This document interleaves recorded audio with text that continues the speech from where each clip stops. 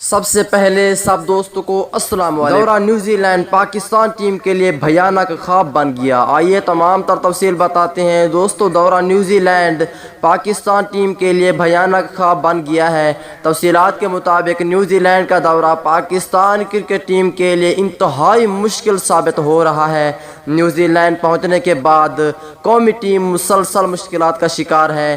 پہلے قومی ٹیم کے کچھ کھلاڑیوں میں کرونا کی تشخیص ہوئی، جس کی وجہ سے قومی ٹیم پریکٹس میچوں سے محروم رہی۔ اب پاکستان ٹیم کو بہت ہی برا خواب ثابت ہوا ہے۔ آئیے تمام تر رپورٹ اس ویڈیو کے اندر بتانے والی ہیں، تو دوستو جلدی سے اس ویڈیو کو لائک کریں، چینل کو سبسکرائب کریں، بیل آئیکن دبا کر آل پر لازمی کلک کریں۔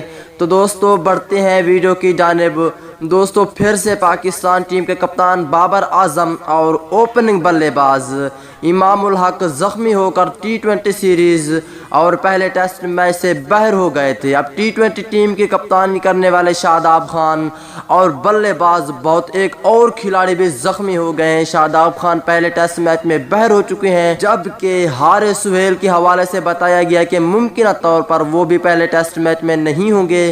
حارث سہیل کی جگہ نیا کھلاڑی عمران بٹ کو شامل کیا گیا ہے، اور اس کے بعد شاداب خان کی جگہ ظفر گوہر کو شامل کیا گیا ہے۔ اور پاکستان ٹیم کے لیے ایک پیارا سا کمنٹس لازمی کریں۔ اگلی ویڈیو تک اجازت دیجیے۔